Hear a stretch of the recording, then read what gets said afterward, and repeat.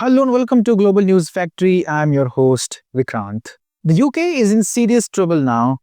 We discuss how a group of hackers just got their hands on some secret documents of UK military. Every detail of their 8 air and naval bases are now available on dark web. And then we discuss EU's slavery contract with the people of Moldova and Ukraine. It is outrageous, and in the end, we will talk about how EU experts are now desperately seeking a hotline with the Kremlin. We want Putin's phone number, they say now. So let's start. The UK is on a provocation spree nowadays. Just last week, the UK poked two giants at the same time, India and China, for no good reason. Bold move, silly move. Last week, the UK Finance Ministry slapped sanctions on Indian and Chinese companies for trading with Russia. Why? For headlines, maybe? For drama? It was loud and it was petty. It felt like a kid throwing stones at a bus and then hiding behind a tree. Look at me, I'm tough. The list was wild. They sanctioned 51 Russian ships, 7 LNG tankers, China's Beihai LNG terminal, and even Nayara, a refinery based in Mumbai, where Russia doesn't even own the majority stakes. It makes no sense. But hey, who needs logic when you have sanctions? Here is the part people forget. India has never sanctioned the UK. China has not either. Even when the UK, the US, and the EU, they provide Pakistan with weapons, India does not say, hey, fine, we will grab your money and we will seize your assets and shut your offices. Never. Because Delhi and Beijing do not act like street thugs. They act like grown-ups. They do business, not tantrums.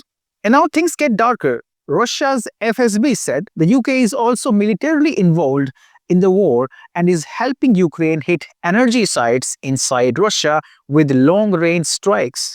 They even said a plan called Operation Spiderweb had British fingerprints all over it.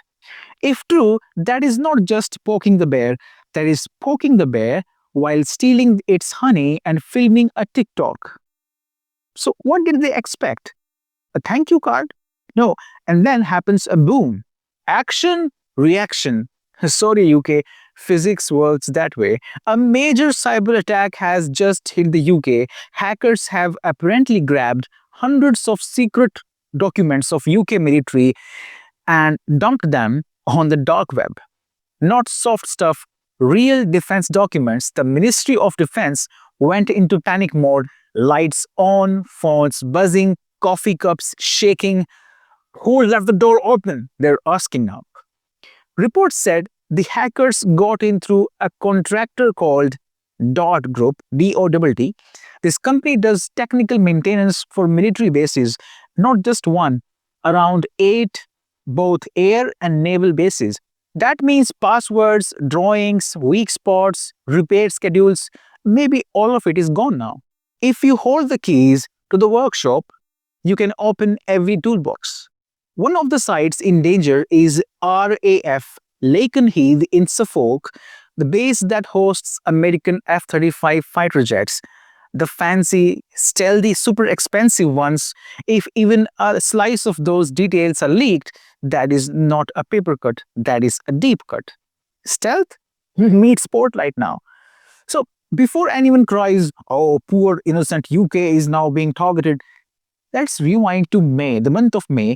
The UK had launched its own new cyber command. The Defense Secretary, John Healey, even hinted at offensive lethal cyber operations. Watch this.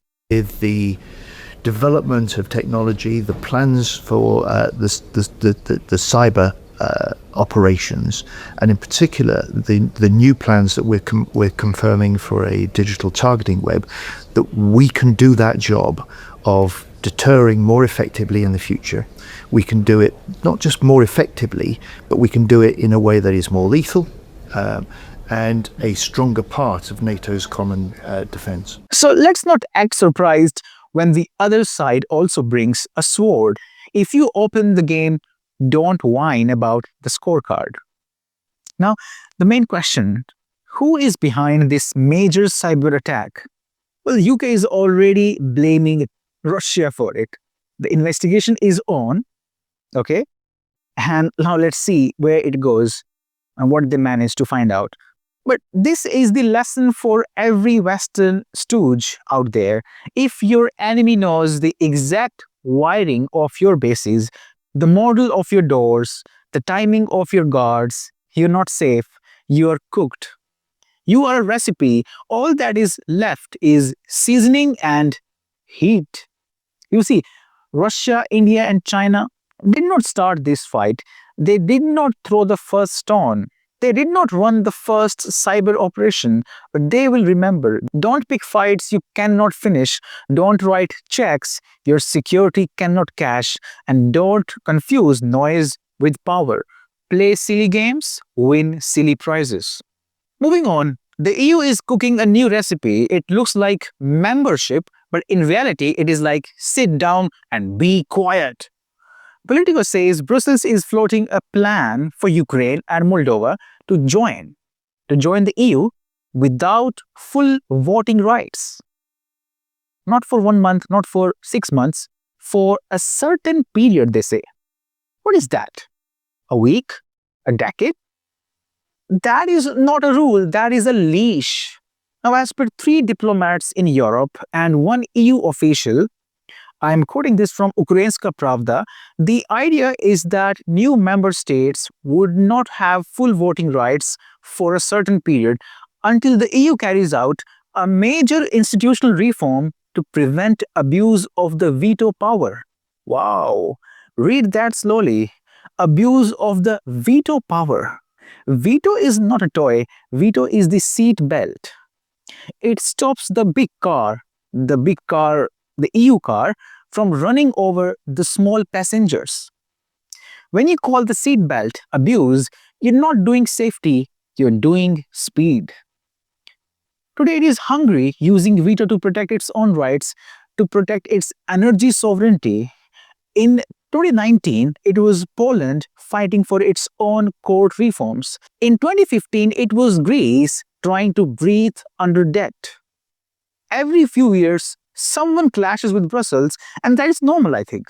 In a real union, in a democracy, people disagree, they argue, and then they vote. Disagreement is not a crime, it is the point. And now Brussels says, join us, but keep your mouth shut for a while. That is not a welcome, that is a warning. It tells new members, you can sit at the table, but don't touch the spoon. Imagine selling this at home in Kiev or Chisinau. Great news, we made it in the EU. Bad news, we cannot vote. That is anything but integration. The EU diplomats say this new model is being discussed to soften Viktor Orban's stance on Ukraine's membership. This is not about one man in Budapest. Orban is irrelevant to this. This is about millions in Ukraine and Moldova who were promised the big dream, not this slavery contract. The truth is, this is a power play. Brussels wants to add new bodies without adding new voices. Why? Because the EU is stuck with the veto system. Big countries, big voices hate being blocked by small ones, irrelevant ones. So instead of fixing the machine, they want to remove the brakes for the new drivers. Incredible. Brussels wants Ukraine and Moldova inside their tent for one reason, and that reason is Russia. They want these new states, these frontline states, to carry the EU policy eastward. Follow our book, fight our fight, and don't veto our plan. That is their strategy. It creates a class of junior members who must salute but cannot say no. Maya Sandu of Moldova, she might smile, Zelensky might nod. They are stooges, they are lackeys, they are lapdogs. The bill will go to the people. farmers, workers, small businesses. They will wake up one day and ask, "We joined the EU, but why can't we vote?" And the answer will be, because Brussels is still doing reforms. Today, the slogan writes itself: all members are equal, but some are more equal than others. Moving on, Europe spent years shouting at Moscow, slamming doors, and throwing sanctions like confetti. Now, reality knocks. The West and the EU now want a hotline to the Kremlin. After burning every bridge, they're hunting for a phone number. That is desperation, that is panic. And even the Financial Times is spelling it out. The headline says, Europe needs its own channels to the Kremlin. The report adds, I'm quoting, establishing a set of crisis management channels should be a no-brainer for Europe when the risk of confrontation with Russia, including by miscalculation or accident, is rising, and when the Trump team often continues to keep the Europeans in the dark when dealing with the Kremlin. The FT here is saying, talk now or trip into a disaster later. Here is the big picture.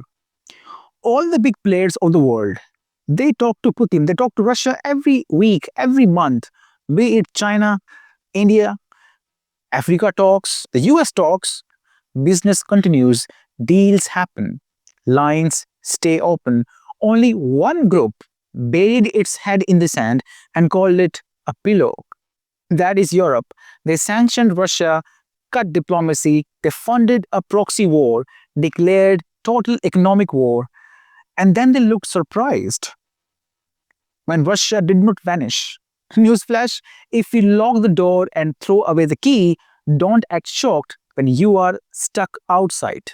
Russia played the long game. It built new pipelines, it stacked missiles and shells, it opened trade with new members, with new partners of the global south, it found new buyers, new banks, new friends.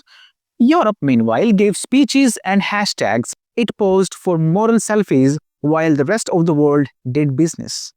Strong feelings do not fill gas tanks, tweets do not heat homes, speeches do not stop drones.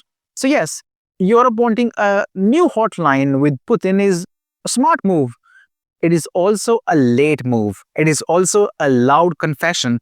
The policy of isolating Putin has flopped like a bad sequel. If your plan was to freeze Russia out, but Russia kept selling oil, gas, grains, weapons, and software to half the planet, then your plan did not work. If your plan was to scare Moscow and now you are scared of miscalculation, then your plan backfired.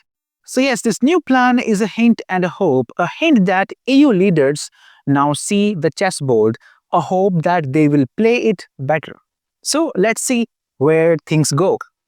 And that is all for now. Thanks for joining in today. You're watching GNF.